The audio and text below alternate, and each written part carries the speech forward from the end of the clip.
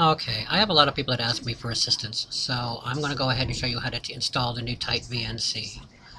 Usually I'll send it to you as a link.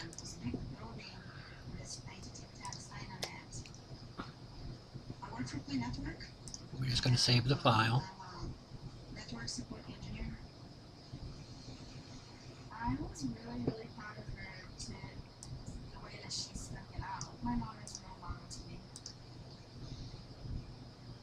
I definitely would have grabbed trying to attack much earlier than I did.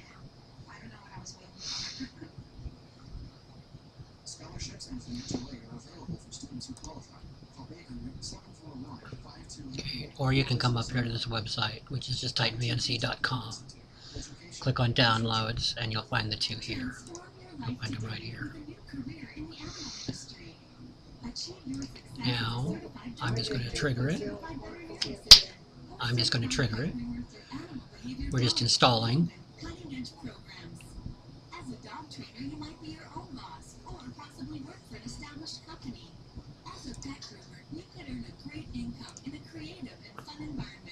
This is the newest version, so it'll be the first time I've actually installed this one as well. Now, most people, they just use the typical. And I actually tend to say either use complete or custom. I'm going to use custom, just so I can see what's in it first. And it looks like it's just the standards, so I'm going to go back. Just click on complete.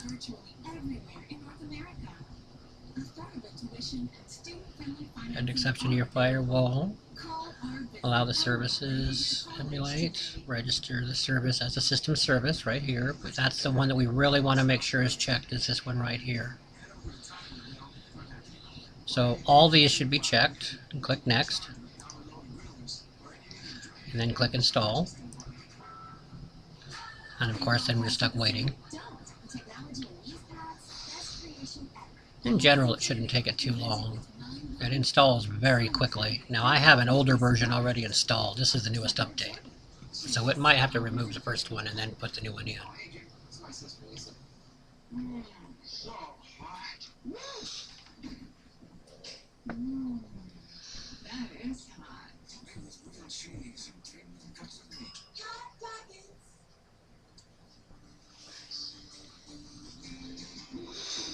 Now you can see you don't get much of a notice about it until all of a sudden it's like boom, there it goes.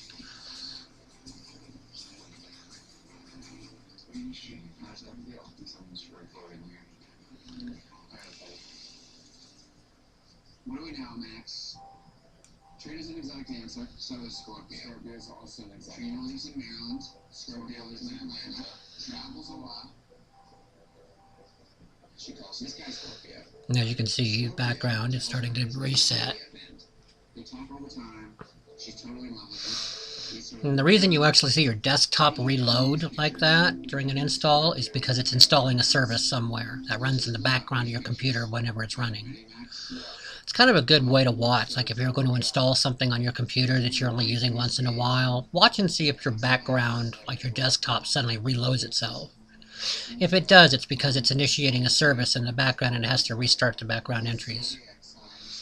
So that's something to keep track of and may pay attention to. Some things like malware and spyware and all of that adware crap, they'll install a system service in the background. So if you were, say, installing a template for a Word document and all of a sudden your background, your icons had to reload themselves, it's possible that the installer also installed some sort of an advertisement or some other service in the background.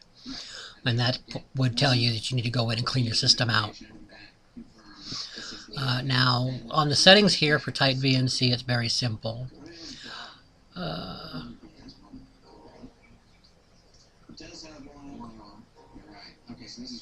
Okay, this is for actually gaining control. And here's the kicker. Right now, this is an enter the password for remote access, and you'll just enter a password here.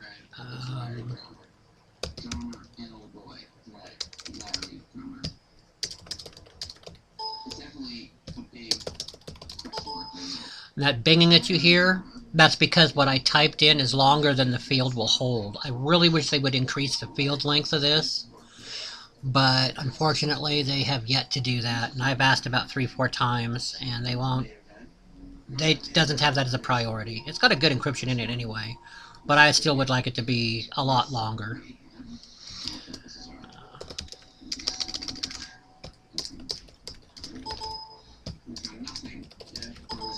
And of course, you want to make sure you remember what it is that you typed in. Now, keep in mind, this up here, this one is for people taking over. They have to know this password to take control of your computer.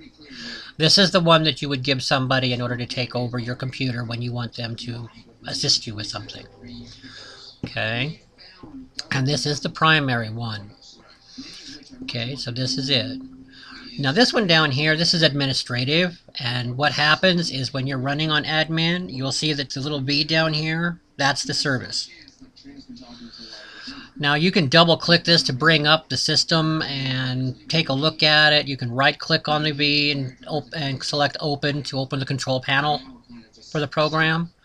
This password down here is what keeps people from locking into that. It stops them from having access to that. Now, since this is mine, I run around. I usually don't use one on the admin level.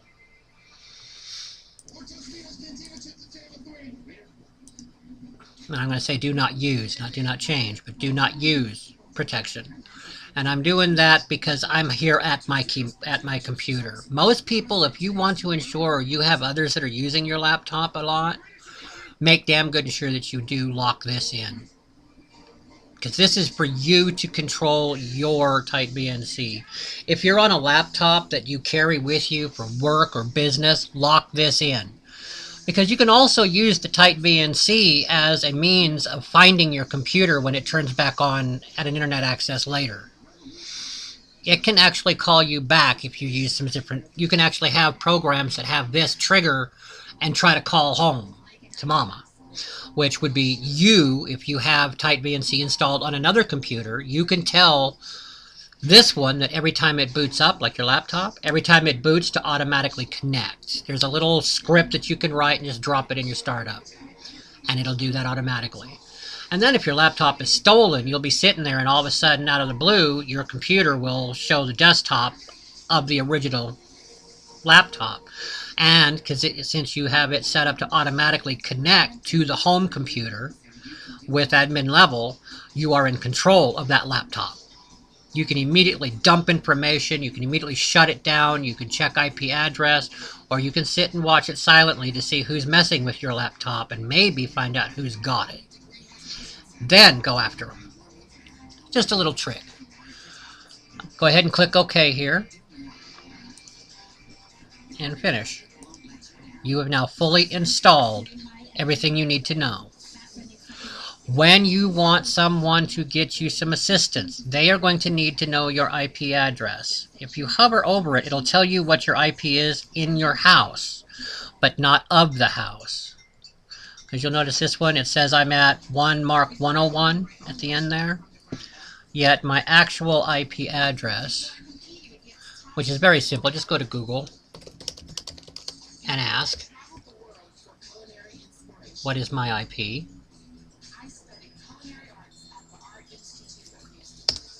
And you'll see that it immediately answers.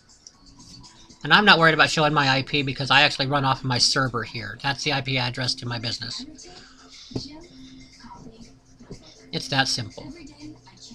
This is the number that you would have to give whoever else has got that program that they are going to assist you with. Very easy. And that's it.